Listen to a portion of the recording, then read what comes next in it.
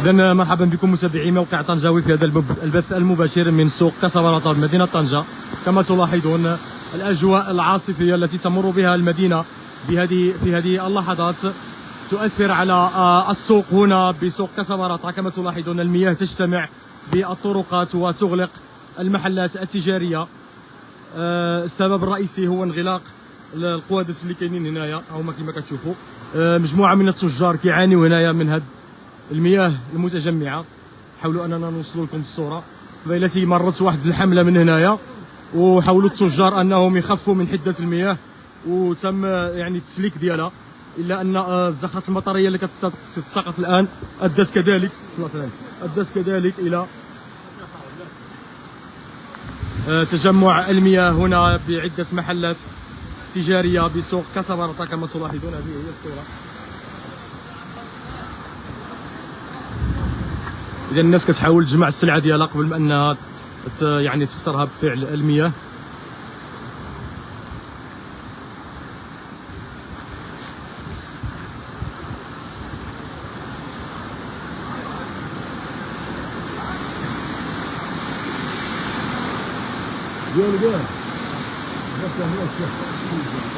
لا ما تخافش كنشوف غير رجلي. كما كتشوفوا مشاهدينا مجموعه التجار حاليا يحاولوا انهم يسلكوا هذه التجاريه، المحلات التجاريه اللي هنا تغرق بفعل الامطار والقوادس المغلوقه. الله يعاون.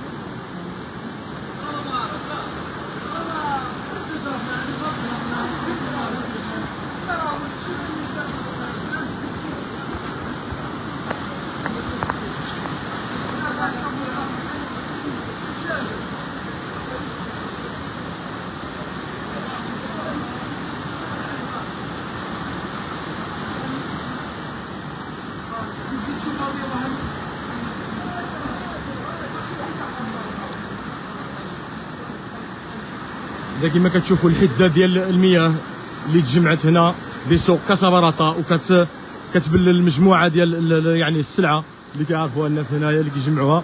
كما كتشوفوا هنا التجار كيحاولوا انهم ما امكن انهم يجمعوا هذه السلعه ديالهم هذه قبل انهم يخسروها بفعل جريان المياه هنا بسوق كسبرطة بمدينه طنجة.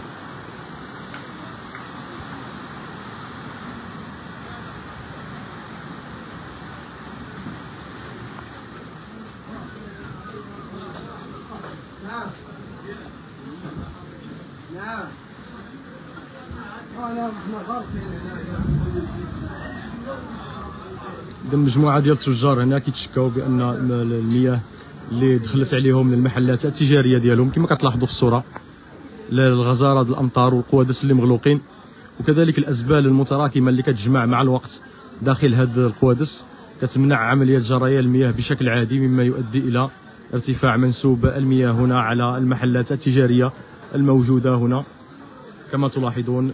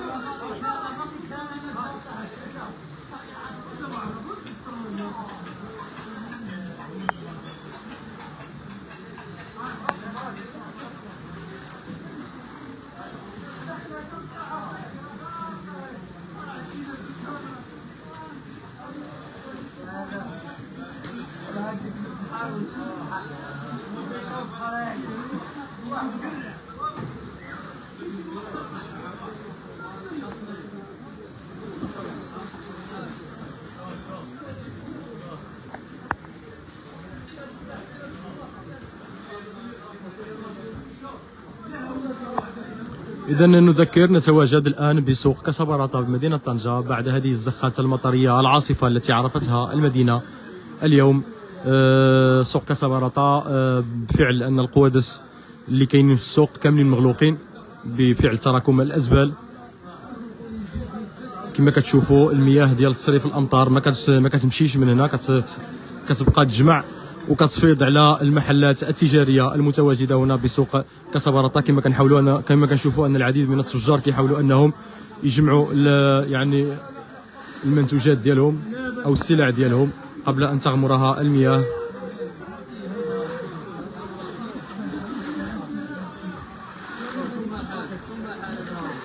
وكذلك ما يعمل بعض التجار بانفسهم على تسريح هذه القوادس هذو. يعني السؤال المطروح فين هي الشركه المعنيه بهذا هذا؟ كنهضروا على شركه امانديس بالضبط، لان العديد من التجار هنايا كيتشكاو بان القوادس هادو دائما فيما كطيح الشتاء كيتجمع هنايا الماء، ولكن بفعل هذه العاصفه اللي كتمر على مدينه طنجه مؤخرا فان التجار كيعانيوا من ان المياه كترتفع المنسوب ديالها الى المحلات اللي التجاريه ديالهم وكتفسد لهم السلع. إذن هذه هي الأجواء هنا بسوق كسبرطة بعد هذه العاصفة التي مرت بمدينة طنجة.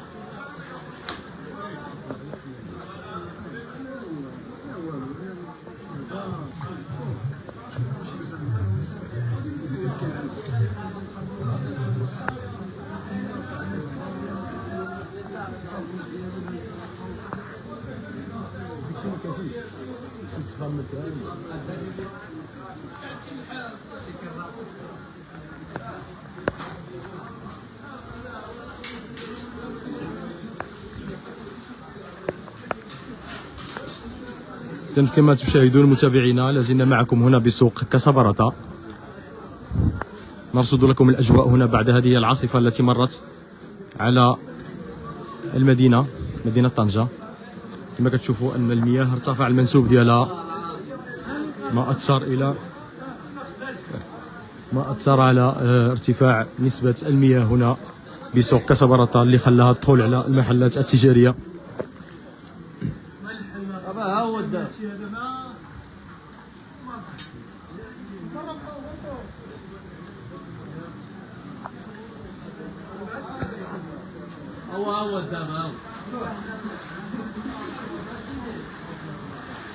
إذا كما كتشوفوا متابعينا مجموعة ديال التجار بأنفسهم كيحاولوا أنهم هما اللي يفكوا هذا الشيء هذا، حتى شي واحد ما تدخل، حتى شي واحد ما عاونو. كيحاولوا أنهم يعتمدوا على راسهم. مجموعة ديال السلع كيجمعوها دابا وساعة فيما كتجوز حملة ديال الأمطار كيحاولوا أنهم يجمعوا السلعة ديالهم.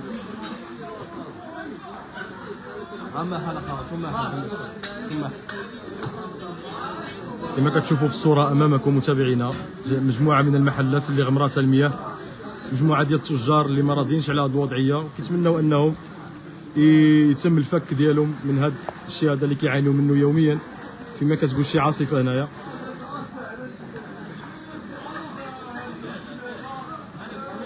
ديما كما كطيح الشتا كيوقع في هذه المشكلات.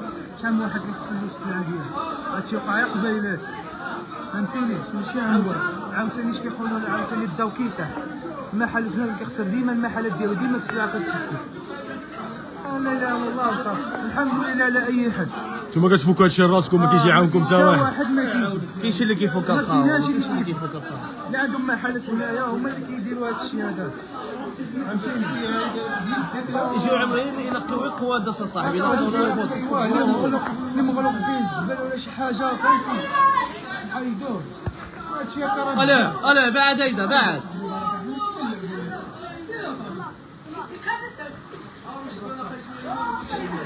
شي دابا بعرب ولا؟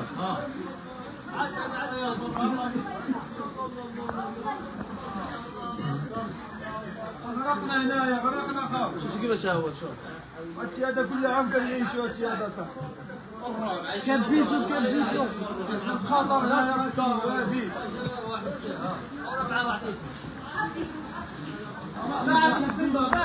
عندك يا سفيان عندك.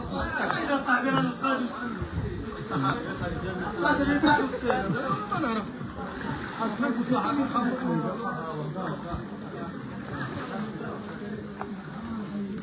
ولا حول ولا قوة الا بالله. شي واحد انضر. ما كاين حتى شي واحد. هما الدراري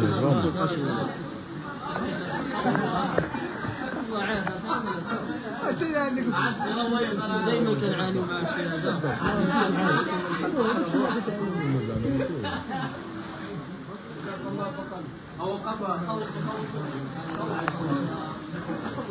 إذن لازلنا معكم متابعينا هنا بسوق كسبرطة. كما كتشوفوا أن التجار بنفسهم هما اللي حاولوا أنهم يفكوا هاد المياه اللي كاينين هنايا، حاولوا أنهم يخملوا هاد القوادس هادو. كما كتشوفوا يعني كما سمعتوا أن حتى شي واحد ما جا عاونهم، حتى شي واحد ما جا شاف هاد المشاكل اللي كيعانيو منها، أن المياه دائما كتغمر لهم المحلات ديالهم وكتفسد لهم يعني السلع ديالهم، وهما اللي كيتكلفوا انهم يحلوا هذه المشاكل بيدهم. ما كيجي عندهم حتى شي واحد يشوفهم ولا يعاونهم في هذه المشاكل اللي كيعانيو منها، مع العلم ان هاد المشاكل اللي كيتجمع فيها الماء كيعانيو منها في كل مره كطيح فيها سيوله ديال المياه مهمه، وبسبب يعني الغلق ديال القوادس بالازبال، وما كاينش اللي كيجي انه يشوف التنظيف ديالهم بصفه دوريه.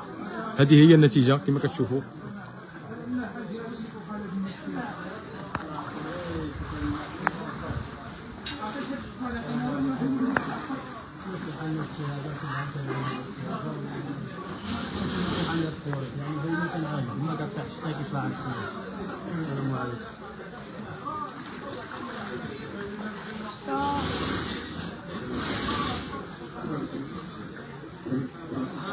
رجلي تقلاصوا. لا لا يخلي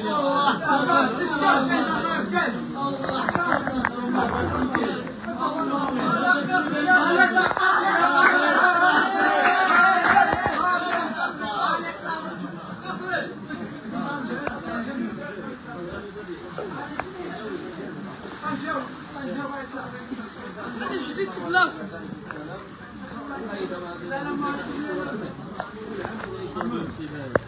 الناس عندها الاملاك ديالها، عندها رزقها، عندها هادي، عندها الضوء والماء. وبنادم دابا حنا كنحق نعملوا هادشي هذا بيدنا بالحفا، يقدر يوقع شي سد الضوء الله يحضر السلامه، ما توقعش دراهم هنايا.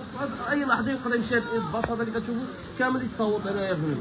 وتا واحد دائما كيجيو كيتفرجوا يصور ما تصور، اي واحد كلشي كيتبارطاجا، ولكن لا حياه لمن دون هذه، ما كاين والو راه ما كاين والو.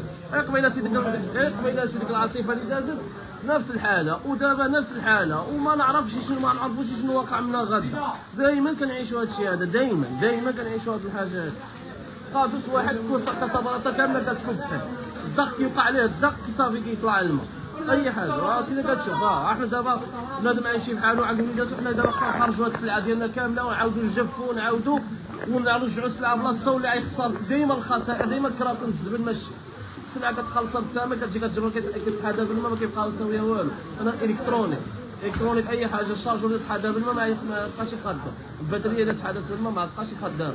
حنا دائما كنعانيو هنايا وفين هي هذه الرابطه ديال السوق وفين هما هاد السلطات وفين هما هادشي هذا. يعني نتوما كتحلوا هادشي ما كيجيش شي واحد انت كتشوف موالين المحلات هما اللي كيحلوا هذا المشكل راسهم بالالات ماشي تقليديه، شي حاجه اكثر من تقليديه. هو ما كاين والو الحبيب، كاين والو. شكرا. إذن كما كتسمعوا مشاهدينا هذه هي الاجواء هنا بسوق كسبرطة بعد هذه العاصفه التي مرت بمدينه طنجه. التجار دائما يعانون من هذه المشكله، تجمع المياه هنا بهذه البقعه بسوق كسبرطة، وما كاينش شي واحد كيتدخل بانهم باش يعاونهم. كما كتسمعوا المعاناه ديال التجار. اذا كما شفتوا انا التجار بنفسهم هما اللي فكوا هذه العزله وحاولوا انهم يسرحوا هذه القوادس هذه بيدهم كما لاحظتوا معنا في هذا البث المباشر. اذا كنتمنوا من الجهات المعنيه انها تاخذ هذا الشيء بعين الاعتبار وتعاون هاد التجار هادو، ما تخليهمش كيعيشوا هذه المعاناه هذه يوميا فيما كتمر شي عاصفه هنايا او شي زخات مطريه قويه.